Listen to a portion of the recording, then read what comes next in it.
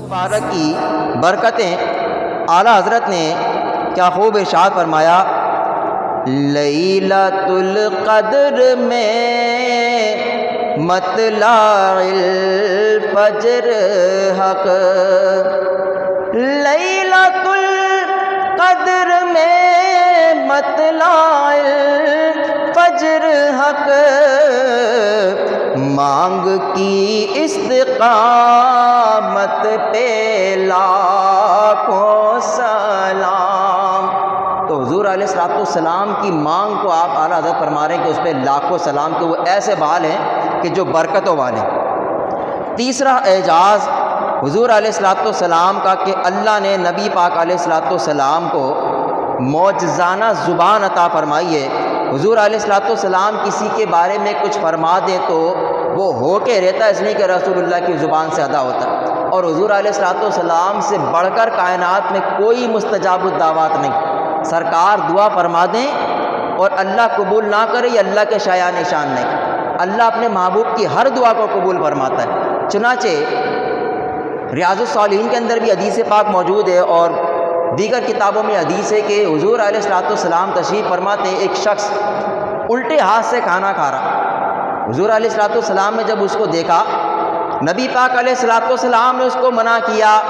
آپ نے فرمایا کہ تم سیدھے ہاتھ سے کھانا کھایا کرو۔ اس بے دین نے بامر تکبر حضور علیہ السلام کی بات کو رد کیا اور کہا کہ میں سیدھے ہاتھ سے کھانا نہیں کھا سکتا۔ نبی پاک علیہ السلام نے جب اس کا یہ تیور دیکھا، آپ نے فرمایا لست طاعت۔ نبی پاک علیہ السلام نے فرمایا اگر تو ایسا کہتا ہے تو آج کے بعد تو کبھی سیدھے ہاتھ سے کھانا نہیں کھا سکے گا۔ مورخین نے لکھا، محدثین نے، کہ جب تک وہ زندہ رہا اس کا ہاتھ اس کے منہ تک نہ جا سکا، اللہ نے اس کو شل کر دیا تھا۔ بڑے بڑے اطباء سے علاج کروایا گیا لیکن اس کا ہاتھ درست نہیں ہوا، اس لیے کہ اس نے حضور علیہ السلام کی بے ادبی کی تھی، اور اللہ نے حضور کو زبان کا اعجاز عطا فرمایا تھا، حضور نے فرما دیا، لہٰذا جب تک وہ زندہ رہا اس کا سیدھا ہاتھ کبھی اس کے منہ کے قریب نہیں گیا۔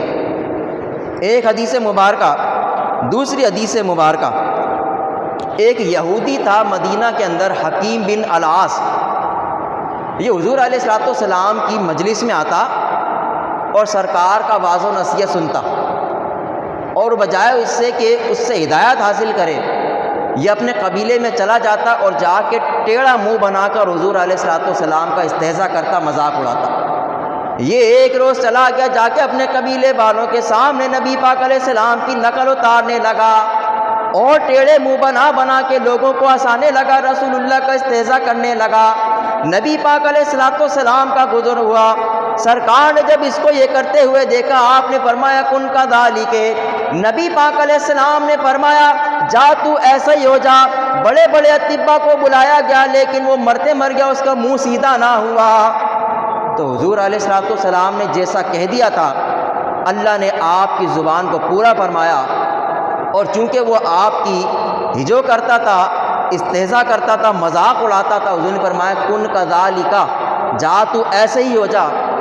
تو وہ مرتے مر گیا لیکن کوئی طبیب اس کا علاج نہ کر سکا اور اس کا منہ سیدھا نہیں ہوا۔ دو روایتیں ہو گئیں کہ حضور علیہ السلام کی زبان مبارک معجزہ ہے۔ تیسری حدیث مبارکہ، حضور علیہ السلام کے صحابی حضرت انس بن مالک رضی اللہ تعالیٰ عنہ، وہ کہتے ہیں کہ ایک شخص حضور علیہ السلام کی وحی لکھا کرتا تھا، اور اس کا حال یہ تھا کہ وہ رسول اللہ پر نازل ہونے والے قرآن کو لکھتا اور حضور علیہ السلام کے سامنے پیش کرتا۔ فرماتے ہیں کہ ایک وقت آئے کہ وہ مرتد ہو گیا، اور جاتے جاتے حضور علیہ السلام کی ہجو کرتے ہوئے گیا۔ اس نے کہا کہ جو کچھ میں لکھتا ہوں محمد کے پاس فقط اتنا ہی علم ہوتا ہے۔ دیکھو آج بھی ایسے لوگ ہمارے درمیان موجود ہیں جو خود کو مسلمان بھی کہتے ہیں اور حضور علیہ السلام کے علم سے بھی انکاری ہیں۔ یاد رکھیں کہ یہ جو بعد والے ہیں نا، یہ اسی کی اولاد میں سے، اس لیے کہ حضرت انس فرما رہے ہیں کہ اس نے اس طرح سے کہا تو یہ حضور علیہ السلام کی توہین تھی۔ حضور نے فرمایا کہ تجھے زمین قبول نہ کرے۔ وہ چلا گیا اور اہل کتاب کی بستی میں جا کے آباد ہو گیا۔ جب وہ مر گیا تو اہل کتاب نے اس کی قبر کھود کے اس کو دفن کیا۔